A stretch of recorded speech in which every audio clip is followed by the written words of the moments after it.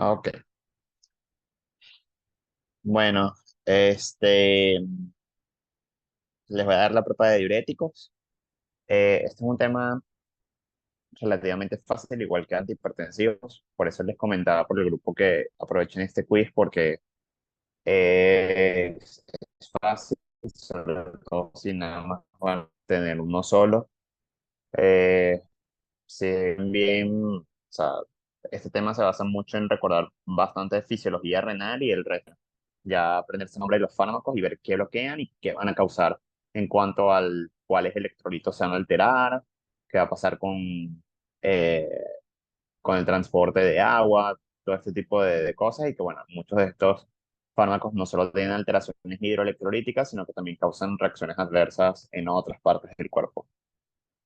Eh, con antihipertensivos, sé que Carlos va a dar un tema excesivamente fácil. eh, es muy fisiológico y fisiopatológico. Los fármacos casi todos los conocen, o sea, sé que no, a lo mejor no lo han evaluado y esto, pero o sea, muchos conocen cuáles son los antagonistas de los receptores de angiotensina, cuáles son los IECA, cuáles son los bloqueadores de los canales de calcio, y uno se puede imaginar qué hacen solamente con saber el mecanismo de acción. Entonces, bueno, aprovechen más que el 50% del parcial es prácticamente diuréticos, hipertensivos y antidiabéticos. Y son temas muy fáciles. Entonces aprovechen esta unidad porque es donde uno se recupera de antibióticos. ¿Tiene sus temas feos? Sí, pero por suerte nada más, aunque sí, una o dos preguntas, porque estos abarcan casi todo el parcial. Bueno, para iniciar con diuréticos, bueno, aquí les dejo como que los puntos más importantes. Igual yo voy a hacer énfasis en lo que, eh, como que en las cosas que más nos preguntaron en el quiz y en el parcial. Como les dije, esta unidad es saber mucha fisiología y fisiopatología porque el mecanismo de acción es simple. Si conoces cómo, por ejemplo, actúa el mecanismo de transporte a nivel del asa de Henles, ya es básico que va a ser un diurético que actúe a ese nivel. Entonces no es tan complicado, no tiene mecanismos de acción tan complicados.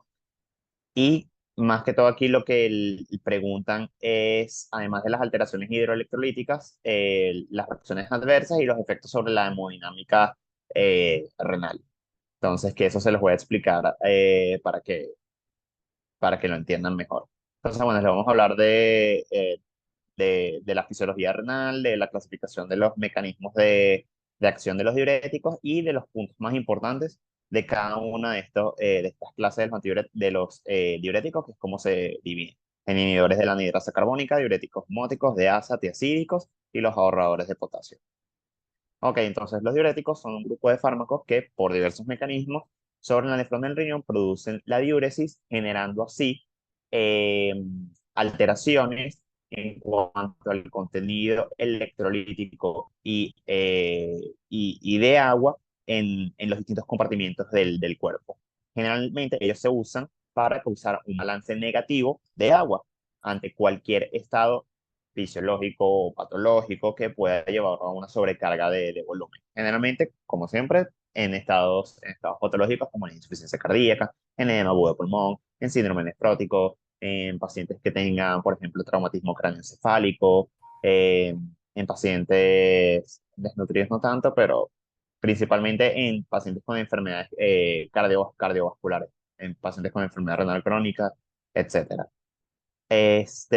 Y bueno, no solo, como les había mencionado anteriormente, no solo generan alteraciones hidroelectrolíticas, sino también que pueden alterar el equilibrio ácido-base y tener efectos adversos sobre otros sistemas del cuerpo, como por ejemplo, los diuréticos de asa tienen una marcada ototoxicidad, que fíjense que no tienen nada que ver con el riñón, sino que tiene ese efecto adverso sobre ese tipo sobre las células del, eh, sobre las células ciliadas que se encuentran a nivel del oído interno.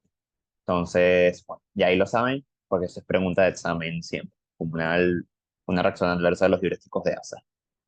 Es importante que recuerden cuáles son los mecanismos de transporte a través de las membranas. Recuerden que hay transporte uno puede dividir los mecanismos de transporte de múltiples formas. Bueno, si es a través de la vía transcelular o paracelular, si es un transporte pasivo o un transporte activo. Recuerden que el transporte pasivo está en la difusión eh, no mediada o la que sea fácilmente a través de las membranas, y la difusión y el transporte a través de las membranas, que puede ser por difusión simple, por difusión facilitada, y el transporte activo, que recuerden que se divide en transporte activo primario, que es aquel que utiliza la energía contenida o que se produce por la hidrólisis del ATP. El transporte activo secundario, que es aquel que se produce a través de la energía contenida en el gradiente electroquímico de algún soluto. El arrastre por solvente, que eso es un mecanismo que está íntimamente ligado con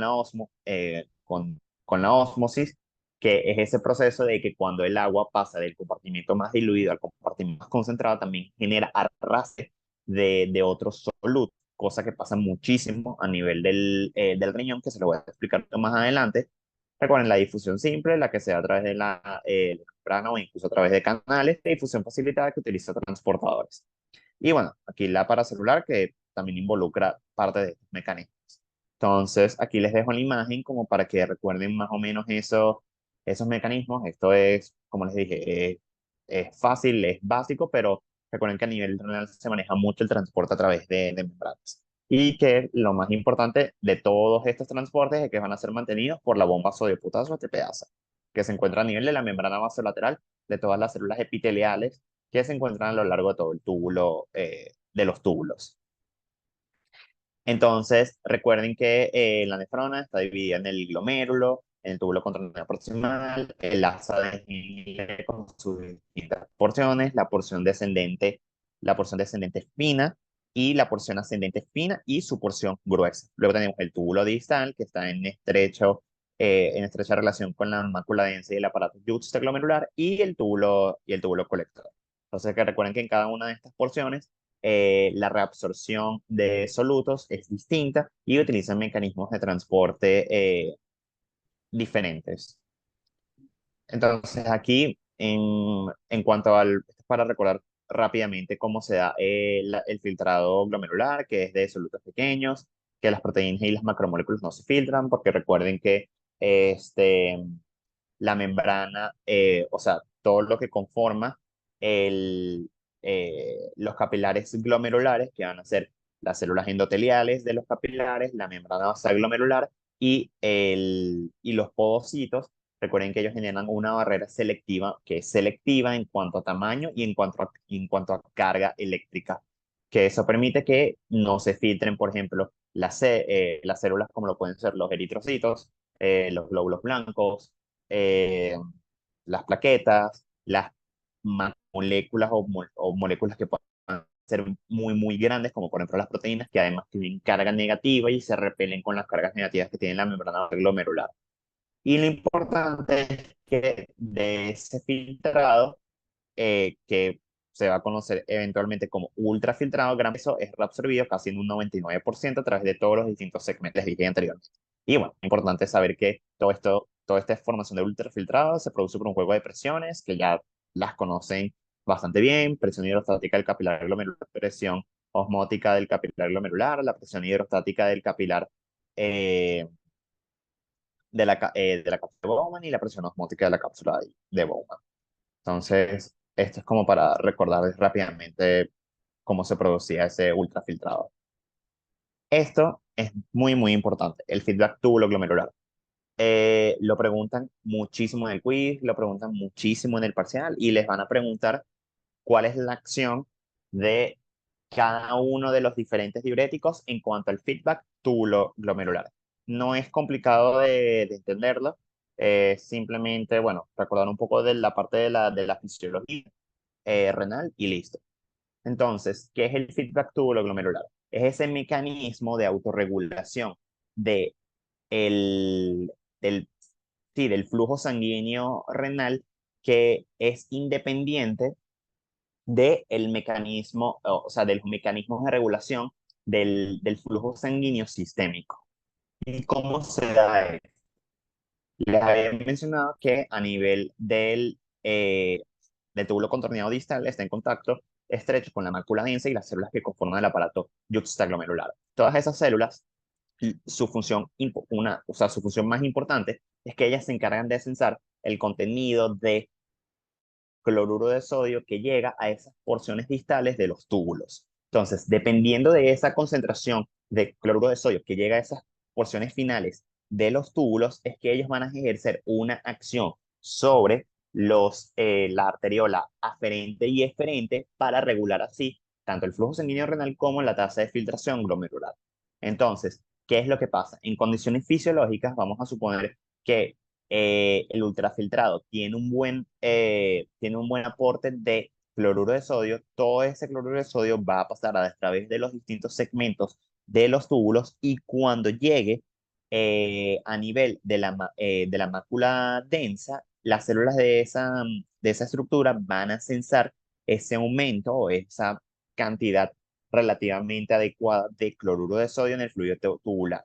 Y eso va a permitir que se active una serie de mecanismos que generalmente están mediados por la activación del sistema renina-angiotensina-aldosterona, que va a actuar de forma endógena a nivel de la circulación renal, y es lo que va a permitir el aumento de la resistencia de la arteriola aferente. Y ese aumento de la resistencia de la arteriola aferente es que es lo que va a permitir que disminuya en parte ese ultrafiltrado, porque es como un mecanismo de decirle al riñón, tipo, mira, me estás aportando suficiente cloruro de sodio, no necesito que me aportes más porque, sabes, no voy a poder reabsorberlo y simplemente lo voy a terminar excretando. Entonces, como ese mecanismo de autorregulación que tiene el propio riñón para regular las resistencias a nivel de las arteriolas y de tal forma aumentar o disminuir el flujo sanguíneo renal y así la tasa de filtración glomerular. Entonces, aquí se los dejo, son 4 pasos simples que si los recuerdan cuando estemos viendo cada uno de los distintos grupos de diuréticos, va a ser fácil de entender. Ok, esto es para recordarle estas herramientas, las voy a pasar rápidamente, qué es lo que hacen, qué es lo que se reabsorbe prácticamente en cada una de las porciones. Recuerden que a nivel del túbulo contorneado proximal es donde ocurre prácticamente la reabsorción de casi todos los solutos, un 65, casi 70% de lo que llega o forma parte del ultrafiltrado se reabsorbe. Recuerden que se reabsorbe sodio, cloro, bicarbonato, potasio, glucosa, aminoácidos, agua y se excretan principalmente iones de hidrógeno, ácidos y bases orgánicas. Aquí a nivel del túbulo proximal es donde ocurre principalmente la secreción de los fármacos que tienen una excreción vía renal. Entonces recuerden que el principal mecanismo de reabsorción a nivel del tubo contorneado proximal está muy ligado a la acción a la acción del sodio.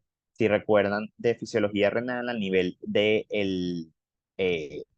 de la membrana apical que es la que está en contacto con la luz de los túbulos, hay una serie de transportadores, como por ejemplo los de glucosa, que son el SGLT2 y el SGLT1. Tenemos los transportadores de aminoácidos, tenemos el antiporte sodio hidrogenión, que fíjense como todos ellos se encuentran asociados al sodio y utilizan esa energía, el gradiente, la energía contenida en el gradiente electroquímico del sodio para transporta a las distintas moléculas.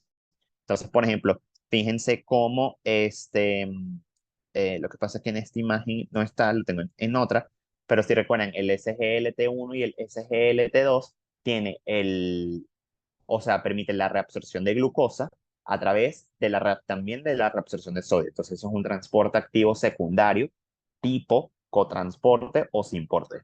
Mientras que también tienes el antiporte o transporte activo secundario tipo contratransporte que es importante para la regulación de la parte de ácido base y donde actúan los inhibidores de la anhidrasa carbónica, que se los voy a mencionar más adelante. Recuerden que el cloro también se reabsorbe, no solo porque cuando se reabsorbe el sodio hay reabsorción de agua y eso hace que el cloro quede más concentrado a nivel de la luz y aumenta así su gradiente de concentración y se reabsorba, sino que también cuando se reabsorbe el sodio, la parte luminal o la luz del túbulo que genera, eso hace que la luz quede cargada negativamente. Y eso repele las cargas con el cloro y hace que se reabsorba. Y bueno, el mecanismo del bicarbonato, que ya se los voy a explicar con los inhibidores de la anhidrasa carbónica, el potasio, porque bueno, se reabsorbe el sodio, queda cargada la luz negativamente, eso hace que se repelan las cargas negativas y se reabsorbe el cloro, vuelve a cargar, queda cargada positivamente la luz del túbulo y hace que se reabsorba el potasio. El agua, bueno, recuerden cómo todo eso se está llevando hacia el espacio peritubular o el intersticio, está generando mayor concentración de solutos aquí y hace que el agua eh, pase por ósmosis y eso también genera mayor arrastre de otros solutos, que es lo que se llama arrastre de disolvente, etcétera. Y aquí, bueno, esta imagen era para recordarles cómo varían las concentraciones de los distintos solutos a lo largo del túbulo contorneado por encima. Fíjense que la glucosa y los aminoácidos se reabsorben activamente y por eso se van disminuyendo. El sodio y el cloro se van manteniendo ahí, porque recuerden que ahí hay como una reabsorción isomolar y bueno, y la creatinina que nunca no se reabsorbe. Ok, en el asa de Henle, recuerden que tenemos una porción descendente delgada y una porción ascendente que a su vez se divide en porción ascendente fina y porción ascendente gruesa. La porción ascendente delgada, recuerden que su función es concentrar la orina porque lo único que absorbe es agua. Recuerden que a ese nivel se expresan varios canales de aquaporina y la porción ascendente, que a su vez tiene la porción ascendente gruesa y la porción ascendente delgada, su función más importante es diluir la orina. ¿Por qué? Porque recuerden que a estos dos niveles, sobre todo a nivel de la porción gruesa, que es toda esta parte que ustedes ven aquí, ahí está la presencia de la bomba triónica, que es la que permite la reabsorción, como ven aquí en la imagen, de sodio, cloro y potasio principalmente. Entonces eso, al sacar mayor osmolaridad de la luz del túbulo, hace que la orina se diluya. Y es uno de los elementos más importantes porque ahí es donde actúan los diuréticos de asa. Y bueno, aquí se los pongo en la imagen para que recuerden. Aquí tenemos la luz del túbulo y la luz y el intersticio renal. Cuando llegan todos estos solutos a la luz del túbulo, la bomba triónica los reabsorbe. Recuerden que esto es un transporte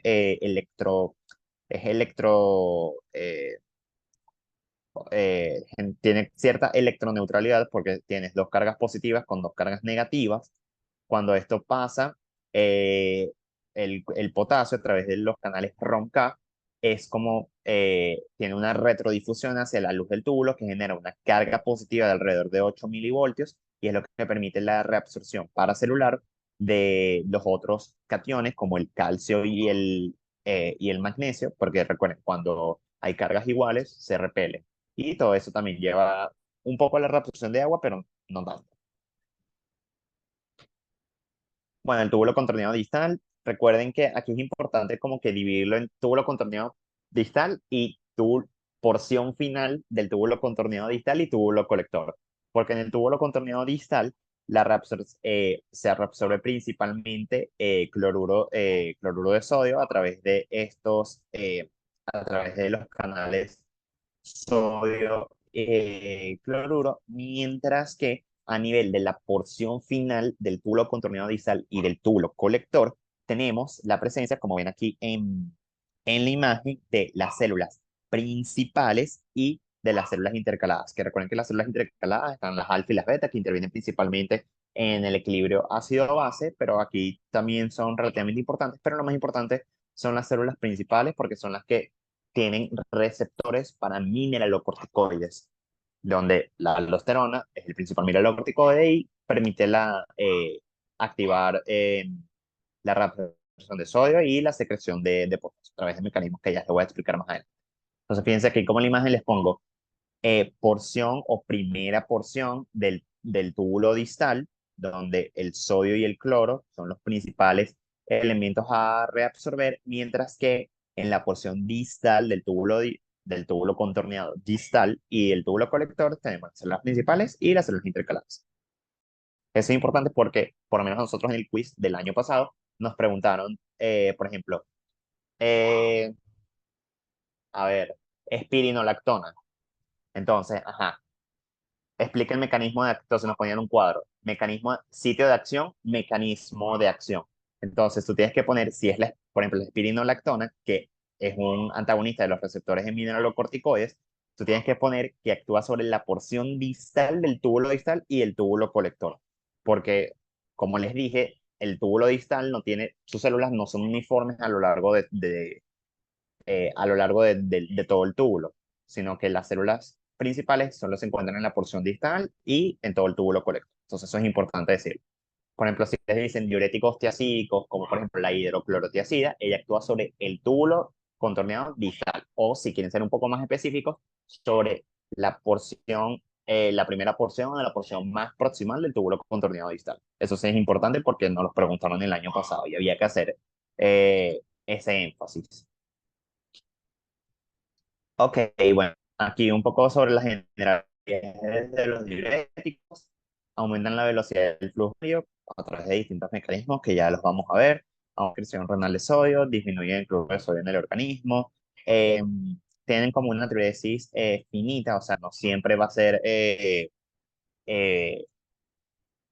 o sea, por más que tú a veces diuréticos, llega un punto en el que llegas a un límite, porque bueno, como todo esto genera una alteración hidroelectrolítica importante con depleción de volumen, va a generar activación del sistema nervioso autónomo, principalmente el simpático, sistema de renina-aldosterona, y todo eso va como a generar un freno diurético o como una contrarregulación sobre la diuresis. Y bueno, altera la dinámica.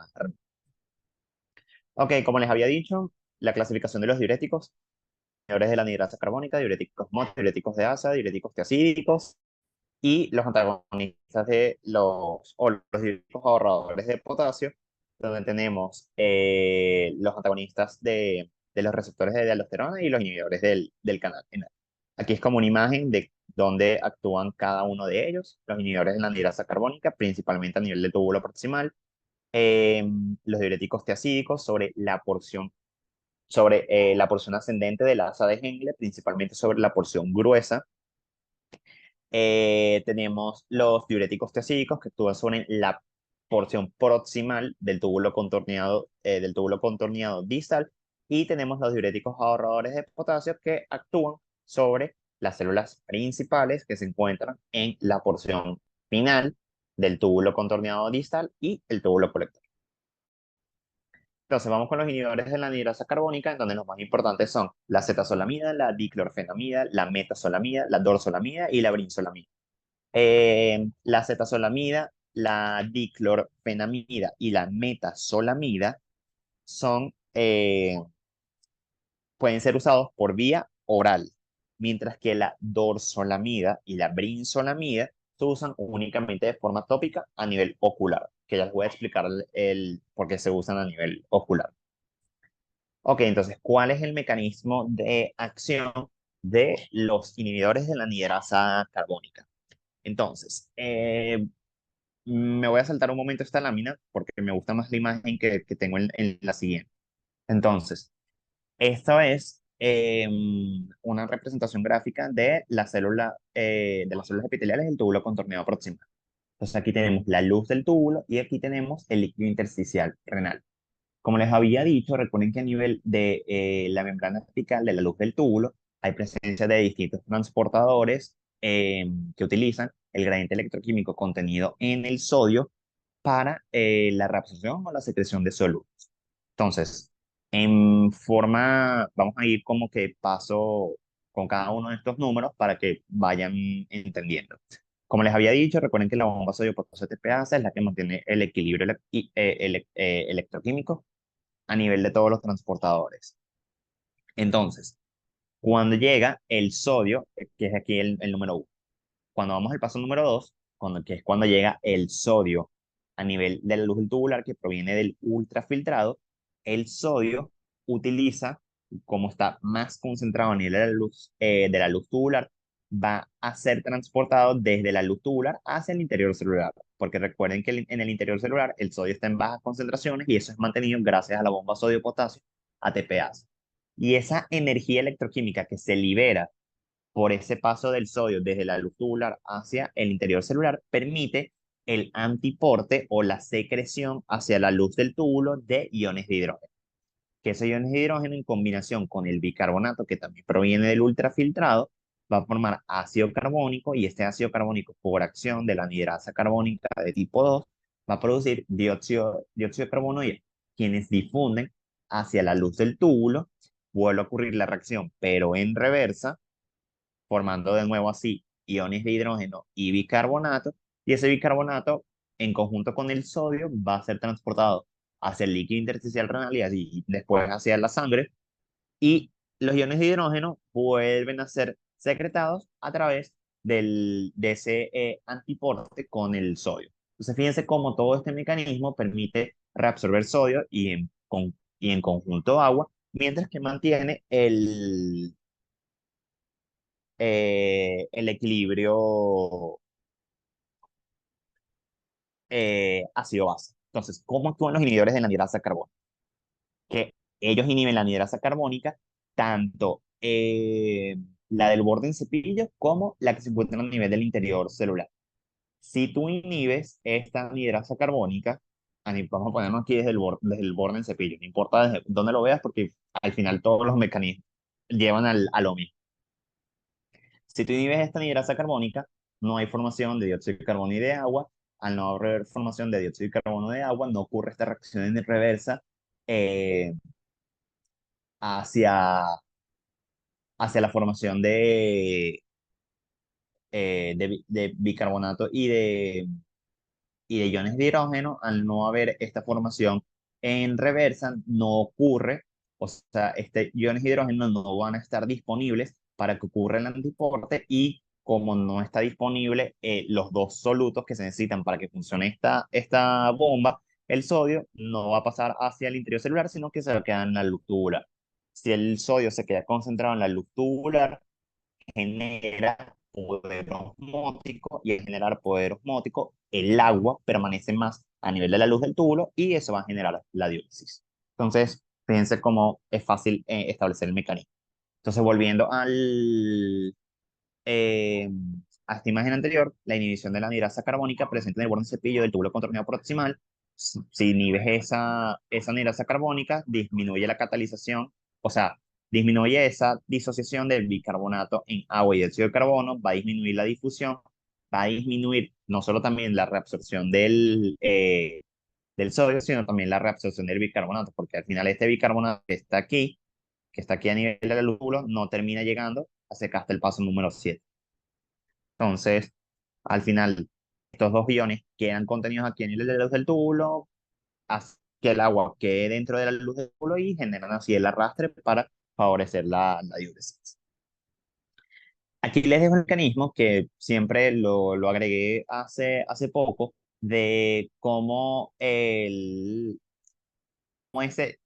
simporte o antiporte sodio carbonato es importante a nivel de las células que forman el humor acuoso a nivel del ojo. Entonces, más allá de aprenderse todos estos mecanismos que salen aquí, porque les digo, ni yo me lo sé, que es importante que vean cómo para la formación del humor acuoso, aquí es importante la presencia de este sodio. Pero este sodio proviene del antiporte del sodio con los iones de hidrógeno. Y al final, fíjense cómo para que ocurra este antiporte, que no está representado en esta imagen, pero al haber presencia de este transportador, o sea, uno tiene que intuir que ahí está presente todo el mecanismo de la anhidrasa carbónica para que al final ocurra esa reabsorción de sodio y esa secreción de iones de hidrógeno. Entonces es importante porque los inhibidores de la anhidrasa carbónica no solo se utilizan como diuréticos, sino también como para el tratamiento del glaucoma de ángulo abierto y de ángulo cerrado en algunas ocasiones. Que recuerden que eso se genera por aumento del humor acuoso. Si yo inhibo esto aquí, a este nivel, al final no va a haber presencia de sodio que va a favorecer la formación del humor acuoso y eso permite disminuir la presión intraocular. Entonces, ¿cuáles son los efectos urinarios y hemodinámicos eh, de los inhibidores de la anhidrasa carbónica van a aumentar el pH urinario. ¿Por qué? Porque si no estoy reabsorbiendo, ok, el sodio, pero no estoy reabsorbiendo el bicarbonato y el bicarbonato genera alcaliniza la orina, va a permitir aumento de ese. El sodio, su poder eh, diurético a nivel del sodio no es tan importante, solamente del 5%. Y ya les voy a explicar por qué. Mientras que a nivel del potasio es de un 70%. ¿Y por qué se genera eso? Porque si bien estás disminuyendo la reabsorción de sodio a nivel del sitio o a nivel del túbulo que genera mayor reabsorción de sodio, que aproximadamente que es un 65% ahí a nivel del túbulo contorneado proximal, al tú disminuir la reabsorción de sodio a nivel del túbulo contorneado proximal, vas a aumentar el aporte de sodio a nivel de del túbulo distal. Porque, ok, no se está reabsorbiendo al principio y ese sodio va a fluir a lo largo del túbulo proximal, por el asa de Henle y al final va a llegar al túbulo distal. Y las células a nivel del túbulo distal se caracterizan porque cuando tú les aumentas el aporte de sodio, ellas por más se activan y comienzan su reabsorción, porque recuerden que a nivel del túbulo distal hay presencia de los canales sodio y cloro. Entonces, al final, esas células se activan y permiten la reabsorción tanto de sodio como de cloro eh, y de otros solutos. Entonces, al final, su poder diurético o su poder sobre el sodio es muy bajo. ¿Y por qué aumentan? Son muy importantes sobre la secreción o su poder diurético a nivel del potasio, porque las células principales también responden, o sea, cuando ya fluyen más hacia las porciones finales del túbulo vital, las células principales también responden a ese gran aporte de sodio que está llegando a esas porciones finales del túbulo. Y recuerden que las células principales reabsorben sodio y secretan potasio. Entonces, eso comienza a activar los canales ENaC, aumenta la absorción de sodio y como mecanismo contrarregulador comienza la secreción de potasio. Porque recuerden que los canales ENaC se encuentran acoplados a los canales ROMK de potasio. Entonces, aumenta la reabsorción de sodio, queda un potencial negativo a nivel de la luz tubular en el túbulo distal, se activan los canales ROMK como para contrarrestar ese gradiente negativo transepitelial y aumenta la secreción de potasio. También generan acidosis metabólica, fácil, si estás eliminando bicarbonato, va a disminuir o sea, si estás alcalinizando, eliminando bicarbonato, se está alcalinizando la orina, estás disminuyendo como ese poder buffer que genera el bicarbonato y bueno, puede generar acidosis metabólica. Y sobre el feedback tubulo glomerular es que ellos permiten la activación del feedback. Entonces, como recuerden que estamos disminuyendo la reabsorción de cloruro de sodio a nivel del túbulo proximal, va a aumentar ese aporte hacia las porciones finales, en donde está incluida la mácula densa. La mácula densa sensa ese aumento de la carga filtrada o ese aporte de cloruro de sodio hacia esas porciones finales. Eso activa el mecanismo contrarregulador y disminuye, que no se ve aquí en la imagen, pero ajá, al final tengo un cuadro donde lo pueden ver, y eso va a disminuir el flujo sanguíneo renal y la tasa de filtración glomerular. Otros efectos de los inhibidores de la anhidrasa carbónica, bueno, disminuye la velocidad de formación de monocosa, como ya les había dicho, y eso disminuye la presión intraocular. Tienen efectos a nivel del sistema nervioso central, generando parestesia, somnolencia, disminución de la producción de líquido cefalorraquídeo, y a nivel de los eritrocitos, aumento del dióxido de carbono tisular y disminución del CO2 expirado, que esto no, en verdad no es nada importante. Aquí les dejo lo de un poco de la farmacocinética. Eh, bueno, y en verdad el Goodman no se, no se extiende mucho en cuanto a la farmacocinética eh, de todos estos fármacos. Bueno, la acetazolamida tiene una biodisponibilidad oral del 100%. Suele ser el diurético más utilizado por vía oral. Se elimina por vía renal y tiene un tipo de vía media de 6 a 9 horas. La diclorfenamida y la metazolamida, como les había dicho, no son tan utilizadas. La acetazolamida es la que más se utiliza de todos ellos. Mientras que las otras dos, que son la vinzolamida y la dorzolamida, únicamente se utilizan de forma tópica y es para tratar el, la disminución de, o para generar la disminución de la producción de humor acuoso. Entonces, ¿para qué se usan? Para el glaucoma de ángulo abierto, para el preoperatorio de glaucoma de ángulo cerrado, para el mal de altura o mal de Pánamo, porque recuerden que cuando uno va subiendo, disminuye eh, o sea, disminuye la presión parcial eh, de oxígeno, entonces uno empieza a hiperventilar para tratar de captar más oxígeno. Eso puede generar una especie de, o bueno, eso genera una alcalosis respiratoria y como para compensar esa alcalosis respiratoria, tú puedes dar un diurético, un inhibidor de la anhidrasa carbónica. Como ya les había dicho, como aumentan la excreción de bicarbonato, pueden generar acidosis. Entonces, es como para compensar esa alcalosis. Pueden ser utilizados para las crisis de ausencia, para ya estas enfermedades más, un poco menos conocidas, que si parálisis familiar periódica, alcalosis metabólica por diuréticos de asa, porque casi todos los demás diuréticos generan alcalosis metabólica. Entonces, tú para compensar esa alcalosis, puedes dar un inhibidor de la anhidrasa carbónica. Efectos adversos, bueno, por la alcalinización de la orina, pueden aumentar la absorción sistémica de amonio y generar o empeorar la encefalopatía hepática. La alcalinización de la orina genera la precipitación tanto del fosfato como del calcio a nivel de los túbulos. Entonces, eso puede producir litiasis, pueden producir acidosis metabólica. eh, y bueno, tiene otros efectos porque los inhibidores de la anhidrasa carbónica son derivados de las sulfas. Entonces pueden generar mielosupresión, toxicidad cutánea, como por ejemplo síndrome de Stevens-Johnson o necrosis epidérmica tóxica, pueden generar somnolencia, parestesia, etc. Entonces, por ejemplo, si les preguntan efecto adverso de los inhibidores de la anhidrasa carbónica, sí, ustedes pueden decir alteraciones hidroelectrolíticas, chévere, pero generalmente no les preguntan eso, sino que les preguntan esos efectos sistémicos que no están relacionados con el equilibrio hidroelectrolítico. Entonces ustedes pueden poner encefalopatía hepática, acidosis metabólica, eh, litiasis urinaria, etc. Por lo menos estos tres que son los más, eh, como que los más importantes, porque estos los pueden generar muchos otros fármacos. Ok, vamos con los diuréticos osmóticos, en donde tenemos el manitol, la glicerina, la isosorbida y la urina. De todos estos, en verdad, el más importante es el manitol, porque es como el que tiene mayor uso clínico.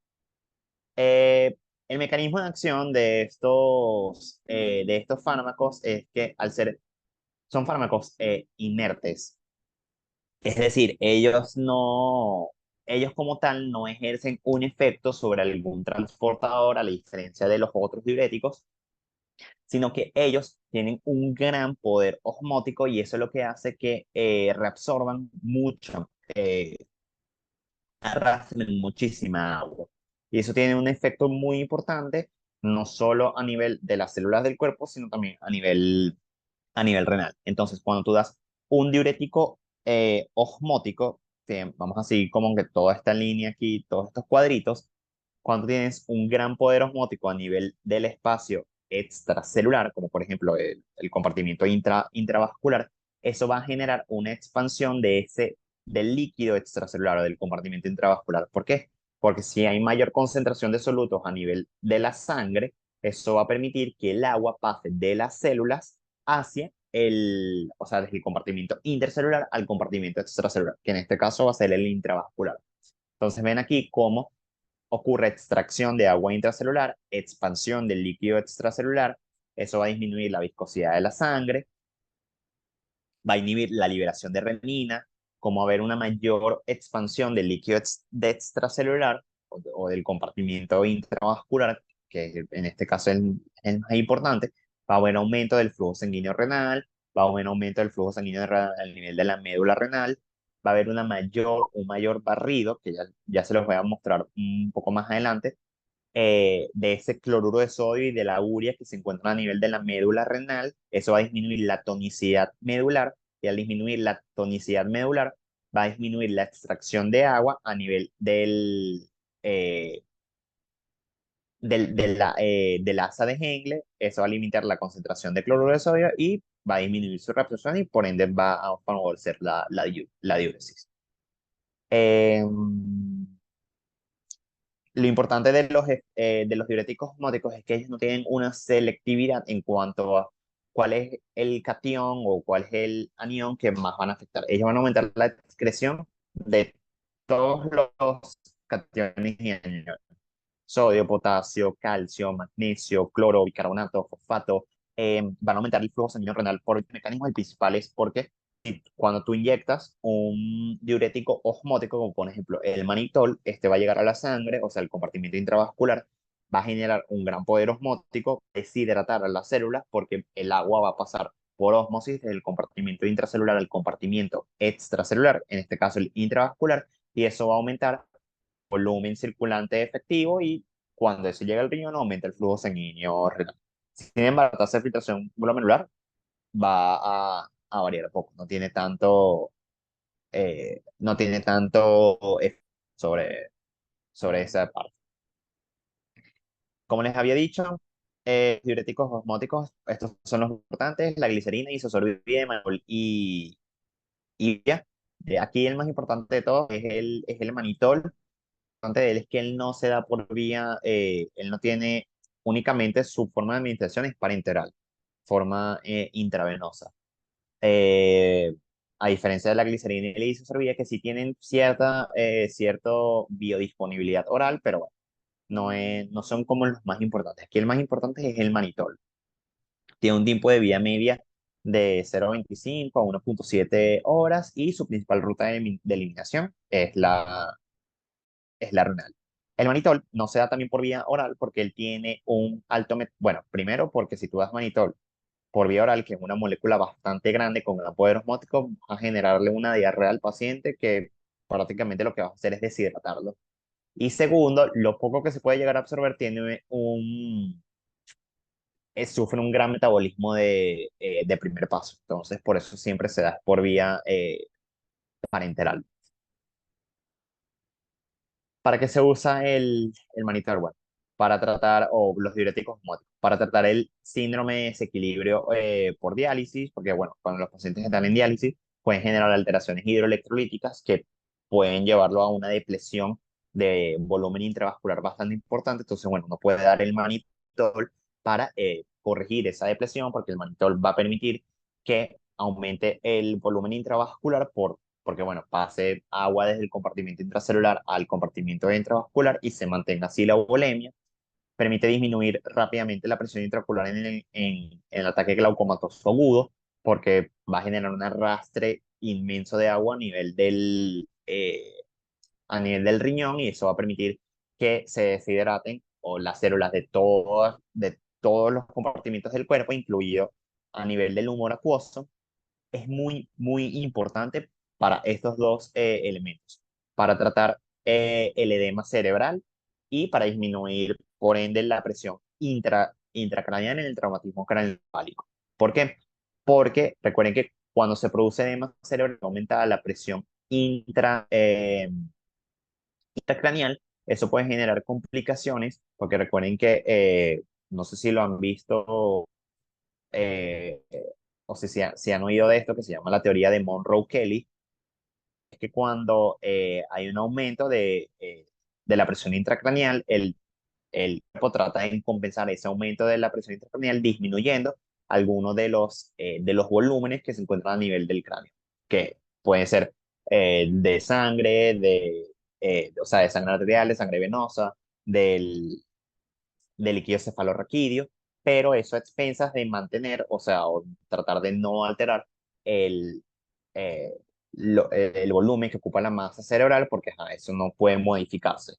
Entonces, cuando se produce un edema cerebral, o eso trae un aumento de la presión intracraneal, y eso puede llevar a complicaciones como, por ejemplo, que las estructuras cerebrales se hernien. Entonces, cuando tú tratas de evitar el edema cerebral, tú das manitol, porque el manitol, al estar en el compartimiento intravascular, va a ejercer poder osmótico, va a deshidratar o las células del sistema nervioso, que en este caso son las neuronas, va a permitir el paso de agua desde el compartimiento intracelular al compartimiento intravascular y eso va a permitir reducir el edema que se genera a nivel de ese tejido. Entonces, lo van a ver mucho, bueno, si lo han visto en los pacientes generalmente que están en trauma shock ahí en el Vargas, o, o bueno, cuando el año que viene eh, estén por el JM y vean en emergencia con los pacientes que están ahí en la terapia y que tienen medidas anti aumento de la presión intracraneal, casi siempre van a tener o manitol o solución hipertónica al 3%, que son las que más se usan. Efectos adversos que pueden generar los diuréticos osmóticos, bueno, todo por el aumento del volumen intravascular, pueden generar edema pulmonar, pueden generar hiponatremia ilusional, porque si están aumentando mucho la entrada de líquido al compartimiento intravascular, el sodio se puede diluir, puede generar deshidratación, porque les dije, cuando eso después llega al riñón, genera una excreción inmensa de cualquier cantidad de electrolitos y de agua, puede generar hiperglicemia, sobre todo si se usa el diurético que es la glicerina, y están contraindicados en hemorragia intracraneal activa porque, o sobre todo cuando hay traumatismo encefálico con un componente hemorrágico, porque hay una sospecha que la barrera hematoencefálica hay una disrupción de ella, eso puede permitir el paso del manitol hacia, o cualquiera de estos diuréticos osmóticos, hacia eh, hacia el parénquima cerebral, y si el parénquima cerebral ya está edematizado y tú le das una sustancia que es osmóticamente activa y arrastra agua, se va a edematizar más y bueno, es contraproducente. Ok, vamos con los diuréticos de ASA, que son los de los más importantes. Aquí tenemos el ácido clínico, la furosemida, que es la más conocida, la toracemida, la bumetanida, la piretanida y la azosemida. Aquí, como les dije, la más importante es la furosemida. ¿Cuál es el mecanismo de acción? Como les había dicho, actúan a nivel del asa de genes, sobre todo en su porción ascendente, tanto fina como gruesa, e inhiben el simporte de estos tres iones, tanto del sodio, del potasio como del cloro. ¿Por qué? Porque a ese nivel, sobre todo a nivel de la membrana apical, hay presencia de un simporte que se llama NKCC, que permite el simporte de todos estos iones. Y están acoplados principalmente al gradiente electroquímico del sodio. Un elemento importante es que eh, este transportador, que es el NKCC, tiene como dos isoformas. El NKCC1, que se encuentra principalmente a nivel del riñón, pero también lo tenemos a nivel extrarrenal, en uno de los órganos importantes a nivel del oído interno, y el NKCC2, que en verdad no es tan importante. Pero lo que quiero que se lleven es que este transportador no solo se expresa a nivel renal, sino que también se expresa a nivel del oído interno. Entonces, ¿cuál es el mecanismo de acción? Como les había dicho, si, o sea, en condiciones normales, cuando todos estos iones llegan a nivel del túbulo, de la luz del túbulo, van a ser reabsorbidos a nivel por este transportador NKCC. Al ser, una vez encontrarse a nivel intracelular, bueno, la bomba sodio-potasio se va a encargar de equilibrar todos estos iones. El cloro tiene su propio transportador a nivel de la membrana vasolateral, pero un elemento importante es que hay un canal ROMK a nivel de la membrana apical que permite esa retrodifusión de este potasio que pasa por acá, y esta retrodifusión del potasio permite generar este gradiente transepitelial positivo que permite repeler una mayor carga de todos estos cationes y aumentar así su reabsorción. Entonces, fíjense cómo este transportador es importante porque genera una gran reabsorción o un gran paso de todos estos solutos hacia el líquido intersticial renal. Y eso es uno de los elementos que permite que se genere una médula hipertónica.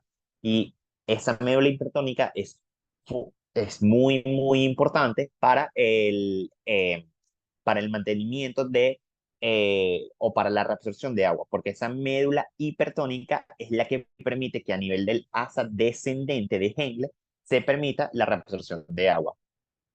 ¿Ok? Porque recuerden que a nivel del asa descendente hay presencia de canales de acuaponinas que permiten ese paso de agua hacia esa médula hipertónica. Mientras que a nivel del asa ascendente, que es impermeable al agua, es lo que va a permitir que a este nivel la orina se diluya, mientras que a nivel del asa descendente la orina se concentre. Eso es como para recordarlas ahí rapidito lo de eh, como ese elemento de la fisiología renal. Entonces, fíjense cómo todos estos diuréticos, furosemida, ácido clínico, bumetanida, inhiben este transportador.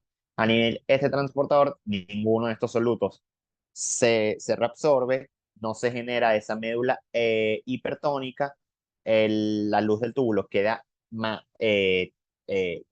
concentrada, genera mayor poder osmótico, el agua permanece más en el túbulo y eso va a permitir la diuresis.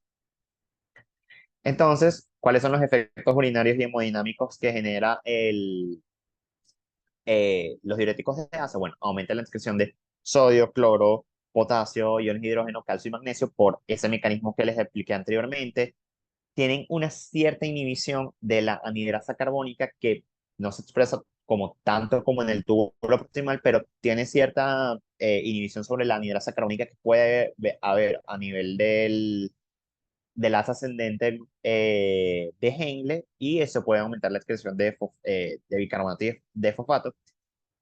De forma aguda, los diuréticos de asa aumentan la excreción de ácido úrico, pero de forma crónica lo disminuyen. Van a aumentar el flujo sanguíneo renal, o sea, ya que en cuanto a sus efectos hemodinámicos, vean primero permiten la activación del feedback tubulo-glomerular, porque si estoy inhibiendo a nivel de la ADG la reabsorción de cloruro de sodio, va a haber un mayor aporte de cloruro de sodio hacia el túbulo distal, eso lo va a sensar la mácula densa va a activar sus mecanismos contrarreguladores que aumentan la resistencia que van a aumentar la resistencia de la arteriola aferente. Sin embargo, no disminuye del todo el flujo sanguíneo renal. Por eso sale aquí flujo sanguíneo renal aumentado. ¿Por qué? Porque los diuréticos de asa se caracterizan, que eso en verdad recuerdo que lo busqué en su momento porque no lo entendía del todo, pero lo encontré en el Goodman, y es que los diuréticos de asa son capaces eh, de aumentar la actividad de la ciclooxigenasa número 2. Y la ciclooxigenasa número 2 va a permitir la producción de prostaglandinas y las prostaglandinas, recuerden que a nivel renal producen vasodilatación. Entonces, si bien los diuréticos de asa activan el feedback tubulo-glomerular, la acción sobre el flujo sanguíneo renal es variable. O sea, si bien la disminuye, pero como también hay producción de prostaglandinas, la aumenta. Entonces, cuando les muestre el cuadro al final, van a ver que sobre el flujo sanguíneo renal la acción es variable, porque tiene un mecanismo que lo aumenta, pero un mecanismo que también lo disminuye. Y bueno, pueden producir liberación de renina, porque bueno, si tú los das de forma como pueden producir depresión de volumen, eventualmente pueden activar el sistema renina-angiotensina-aldosterona. Aquí les dejo la farmacocinética de los diuréticos de asa. Recuerden que el más importante es la furosemida. Ella se puede dar de forma de vía, o sea, por vía oral o por vía parenteral. Este, bueno, se usa bastante, que se los pongo aquí, para tratar el edema agudo, el edema agudo de pulmón, insuficiencia cardíaca. Se puede utilizar en ciertos casos de hipertensión arterial, en el edema del paciente, por ejemplo, con síndrome nefrótico, con hipertensión portal. Se puede tratar es una de las medidas hipocalemiantes en los pacientes con hipercalemia, en el edema, en los pacientes hematizados por enfermedad renal crónica, etcétera. Entonces, ¿por qué? Porque recuerden que son diuréticos muy, muy, muy potentes. Es más, son los diuréticos más potentes que existen. Generan de un 15 a un 25%, o sea, aumentan la fracción excretada de sodio en una gran proporción. Es más, ellos generan una excreción del sodio de un 15 a un 25%. Son los que más generan eh, diuresis en comparación eh, con los otros diuréticos. Si les pregunto, tipo, ¿cuáles son los que más poder diurético generan? Serían los diuréticos de asa, eh, los diuréticos osmóticos, le siguen los diuréticos tiacídicos y por último, los diuréticos inhibidores de la anhidrasa carbónica y los ahorradores de potasio. Ese sería como el orden de potencia de cada uno. Los diuréticos de asa un 15 a un 25%, los diuréticos tiacídicos como de un 10 a un 15%, eh, y los diuréticos inhibidores de anhidrasa carbónica y los ahorradores de potasio con un 5% aproximadamente. Entonces, por si acaso ahí les preguntan las potencias de los diuréticos. Ok, ¿cuáles son los efectos adversos? Bueno, todas las alteraciones hidroelectrolíticas que se puedan imaginar, hipotensión arterial, hiponatremia, hipocalemia, hipomagnesemia, hipocalcemia, hipouricemia, pero como les había dicho con los inhibidores de la anhidrasa carbónica, también tienen efectos extrarrenales. Entonces le van a preguntar, efecto adverso no hidroelectrolítico de la furosemida. Entonces ustedes pueden poner otra toxicidad importante en conjunto también con los tiacídicos, es que ellos generan eh, como alteraciones metabólicas, pueden causar hiperglicemia y dislipidemia. Entonces eso es importante. Con estos tres aquí, estos tres efectos adversos que ven aquí en verde son como que los más importantes y los que más se tienen que llevar.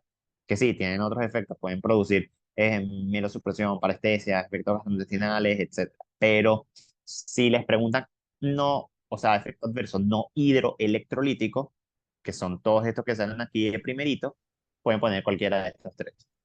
El más importante, ototoxicidad. Y créanme que, o sea, eso uno cree que no lo ve, pero sí, sí es posible verlo. Recuerdo que cuando estaba en medicina interna en quinto año, vi a una paciente con enfermedad renal crónica que ajá, vivía hematizada 24/7 y recibió no sé cuántas dosis de furosemida y al final quedó en desarrollo de sordera. Entonces, recuerdo que cuando uno hablaba con ella tenía que hablar muy, muy, muy alto porque no te escuchaba. Y fue producto de eso. Además que, bueno, ahí alto las infecciones se trataron con aminoglucosis y recuerden que los aminoglucósidos causan ototoxicidad. Entonces, bueno, fue una combinación fatal que no se las trataron ahí en el Vargas. Pues ella llegó con todas estas,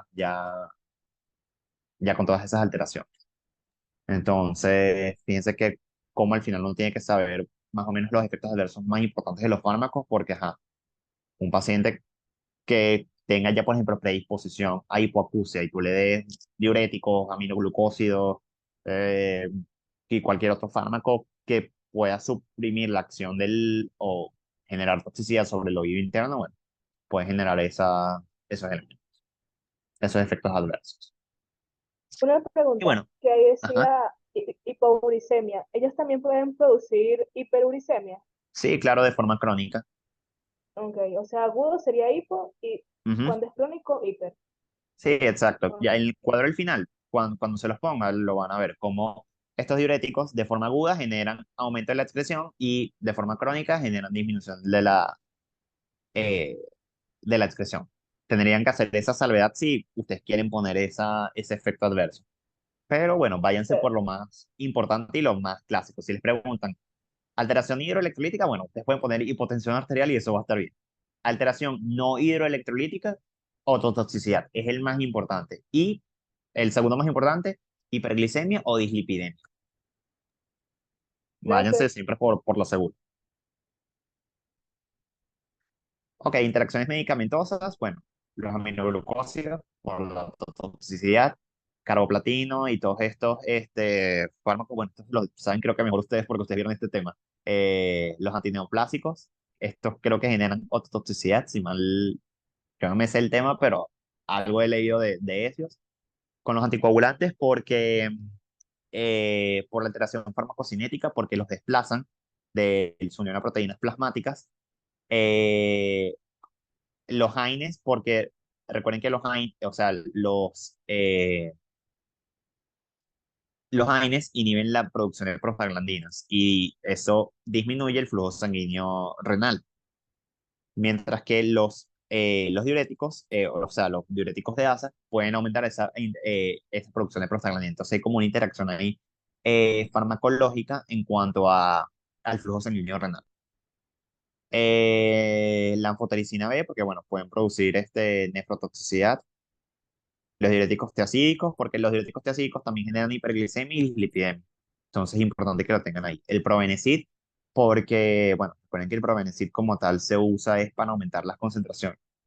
Se usa en combinación con otros fármacos para aumentar la concentración del fármaco con el que se esté dando. Entonces, el Probenecid puede aumentar las concentraciones de furosemida y generar mayor poder diurético. El propranolol aumenta sus concentraciones. Y creo que con digoxinilite también hay interacción farmacológica. Si no, no son tan importantes. Aquí, o sea, si les preguntan, creo que o sea, lo más importante son aminoglucósidos, AINES, diuréticos tiacídicos, anticoagulantes y bueno, todos estos antineoplásicos aquí. Ok, vamos con los diuréticos tiacídicos, que son aquellos que actúan a nivel del túbulo contorneado distal. Recuerden, en su primera porción. Aquí para recordarles el mecanismo, recuerden que en la primera porción tenemos este transportador sodio-cloruro que utiliza el granito químico contenido a nivel del sodio para transportar no solo este ion, sino también el cloro. Y bueno, ya que a nivel de la membrana vasolateral, eh, la bomba sodio-potasio TPase se encarga de disminuir la concentración de sodio a nivel intracelular y eso permite el mayor paso de sodio y de cloro. Y aquí tenemos este transportador de cloro que permite su salida hacia el intersticio renal y de ahí hacia la sangre. Si yo doy un diurético que inhibe este transportador, estos dos iones quedan contenidos a nivel de la luz del túbulo, generan poder osmótico, o sea, permiten que no se pasen hacia el intersticio renal, queden contenidos a nivel de la luz del túbulo, no haya ese arrastre de agua y se favorezca la diuresis. Como les había dicho anteriormente, el poder diurético de estos fármacos no es tan alto como el de los diuréticos de asa o los diuréticos osmóticos, es aproximadamente un 10%, sigue siendo mayor que el de los inhibidores de la anhidrasa carbónica y los ahorradores de potasio. Entonces, efectos urinarios hemodinámicos, aumentan la excreción de cloruro de sodio, son inhibidores débiles, al igual que los diuréticos de asa de la anhidrasa carbónica, aumentan la excreción de potasio y de ácidos titulables. ¿Por qué van a aumentar la excreción de potasio?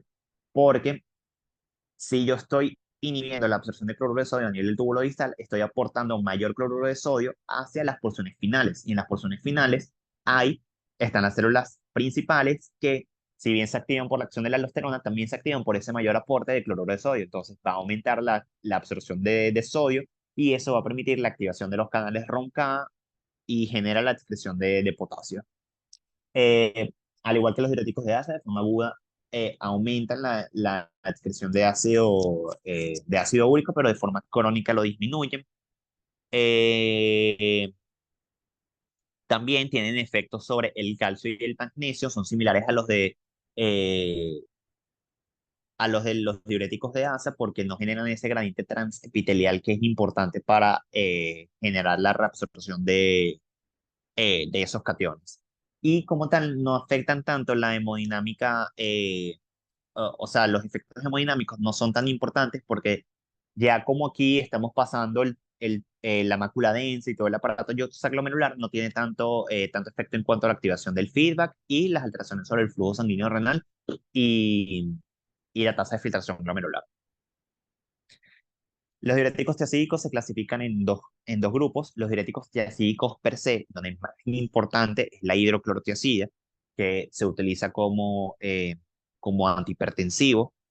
Es el más importante que tienen que llevarse, o sea, porque lo van a ver ahorita, si ya estudiaron antihipertensivos, es como que uno de los que más se usa, gracias a que tiene buenas características farmacocinéticas, porque tiene una buena biodisponibilidad oral, tiene un tiempo de vida media relativamente bueno y bueno, además se suele combinar con otros antihipertensivos. Tienes otros de esta clase, o sea, además de la hidroclorotiazida, tienes la clorotiazida, la dendrofluorotiazida y la meticlotiazida. Y tienes los diuréticos similares a los tiacídicos, en donde el más importante es la clortalidona, pero también tienes la indapamida y la metolazona. ¿Cuáles son los usos terapéuticos de los diuréticos tiacídicos? Principalmente, en este caso de la hidroclorotiazida, porque es el que más se utiliza en hipertensión arterial, se puede utilizar en el edema, en los distintos edemas que se pueden generar por insuficiencia cardíaca, por hipertensión portal, en síndrome nefrótico. No son tan utilizados a diferencia de los diuréticos de ASA para esos casos, pero se pueden utilizar, pueden utilizarse para tratar eh, la nefrolitiasis y la osteoporosis, porque como les había puesto aquí anteriormente, de forma crónica, o sea, de forma aguda, pueden aumentar la excreción de calcio, pero de forma crónica pueden, al igual que pasa con el ácido úrico, pueden disminuirla. Entonces, pueden ser utilizados para tratar la osteoporosis. La diabetes insípida nefrogénica, nunca recuerdo haber encontrado el mecanismo cuando estudiaba fármaco, pero en verdad no sé por qué se utiliza tanto para eso, pero no es tan importante. El más uso más importante de los diuréticos triacídicos, como la hidroclorotiazida, es para la hipertensión arterial. Efectos adversos, todos los hidroelectrolíticos, pero también tienes otros efectos. Como les había dicho, son similares a los a los de diuréticos triacídicos y lo más importante es que pueden generar alteraciones metabólicas, hiperglicemia y dislipidemia. Interacciones medicamentosas, todas estas, no me voy a detener tanto en ellas, ya estamos por terminar, solo me quedan los diuréticos ahorradores de potasio, que como les dije, aquí me faltó ponerles que actúan en la porción final del túbulo contorneado distal y el túbulo colector. Entonces, tienes dos tipos de estos diuréticos ahorradores de potasio. Tienes los que bloquean a los canales ENaC a nivel de las células principales y aquellos antagonistas de los receptores de aldosterona. Entonces, ¿cuáles son los que bloquean los canales ENaC? Tenemos la amilorida y el triamtereno, mientras que los que bloquean o son antagonistas de los receptores de aldosterona, tienes la espironolactona y la eplerenona. ¿Ok? Entonces recuerden que esto es una célula principal que se encuentra en la porción distal del túbulo contorneado distal, independientemente del mecanismo. Por ejemplo, si yo doy un inhibidor de los canales de NAC, como la amilorida o el triamtereno, voy a bloquear este canal ENaC, entonces no va a haber esa reabsorción de sodio desde la luz del túbulo hacia el intersticio renal. Eso va a permitir que el sodio permanezca en la luz del túbulo, genere poder osmótico y arrastre agua, y eso va a generar, por eso es que se llaman ahorradores de potasio. Al no haber reabsorción de sodio, no se genera ese gradiente transepitelial que permite la activación de los canales ROMK y va a permitir que no ocurra tanta excreción de potasio. Y por eso es que se llama ahorradores de potasio. ¿Y cómo actúan los antagonistas de los receptores de la aldosterona? Recuerden que la aldosterona, cuando llega y se une a sus receptores de mineralocorticoides, ella tiene múltiples efectos. Uno es que aumenta la producción, o sea, aumenta la síntesis, la activación y la actividad de la bomba sodio-potasio ATPase. Va a aumentar la síntesis, la activación y la actividad de los canales ENaC.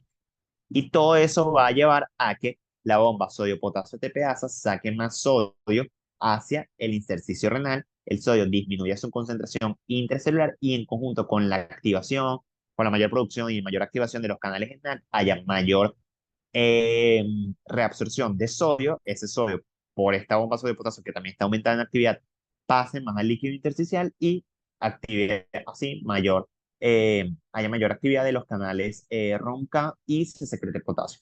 Si tú inhibes todo este proceso porque estás bloqueando esos receptores, no ocurre nada de eso y permites ay, cónchale yo, que se elimine potasio y que se elimine sodio y se ahorra así el potasio.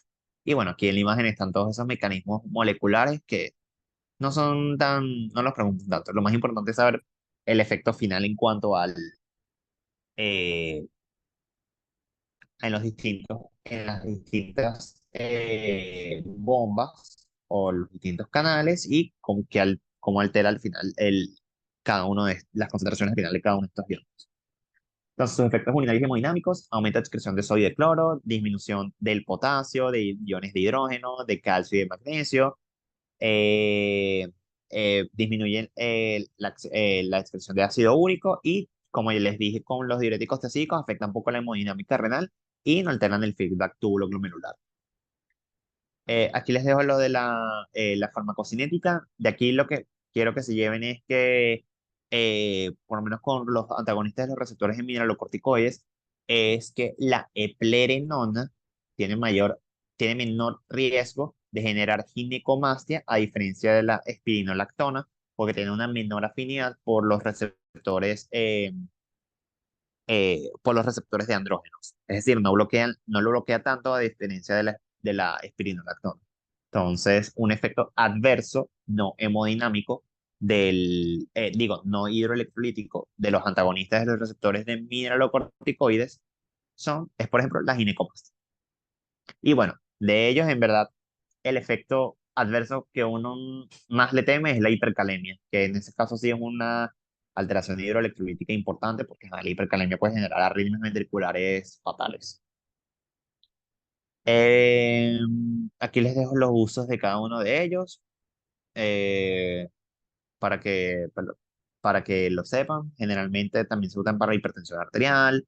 La espinolactona es importante para tratar eh,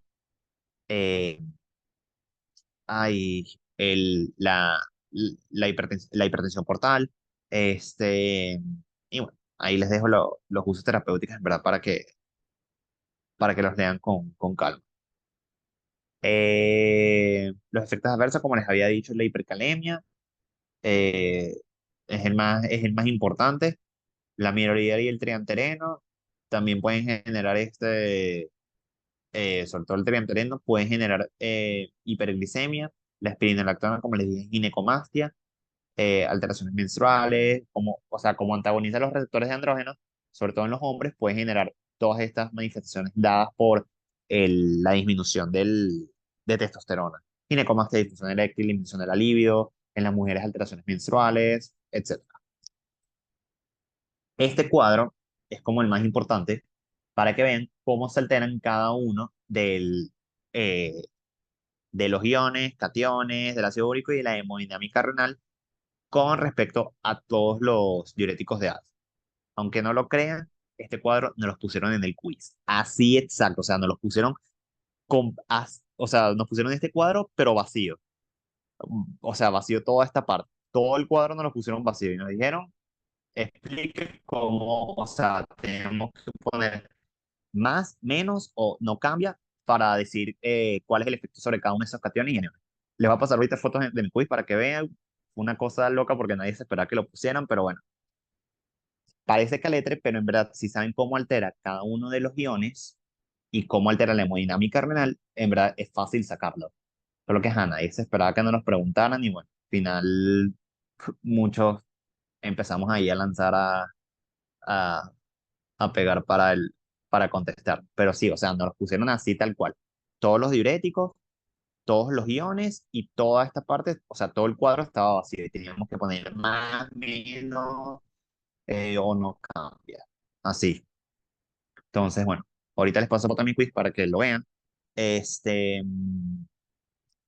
Bueno, fíjense que diuréticos es un tema fácil, no, o sea, hice énfasis en lo que más suelen preguntarles. Eh, no sé si tienen dudas.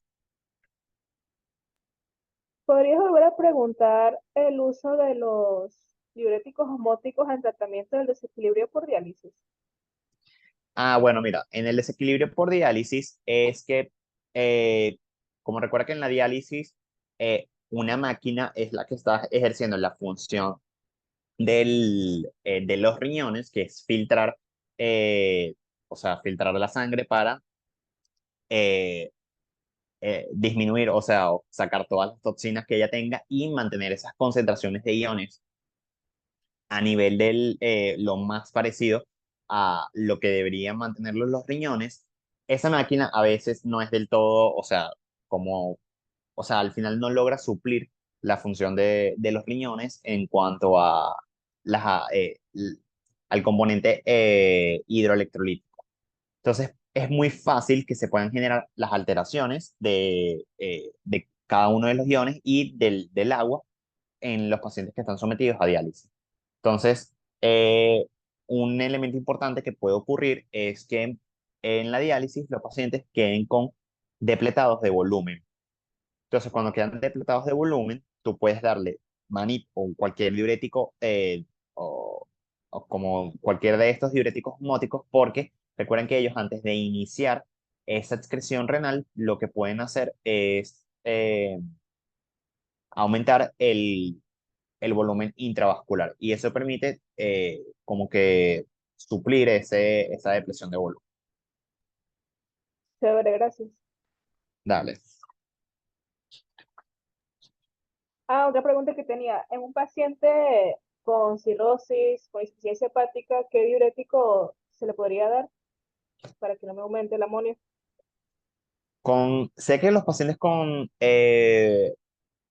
cirrosis se les suele dar espironolactona con otro, pero es que no recuerdo cuál es el otro fármaco que se le da.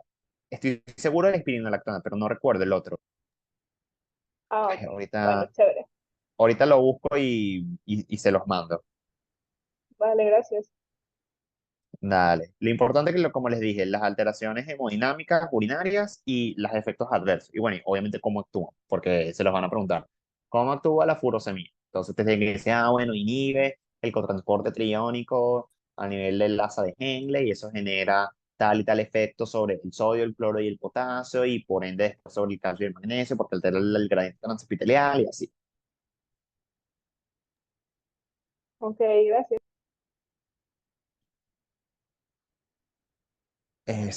Bueno.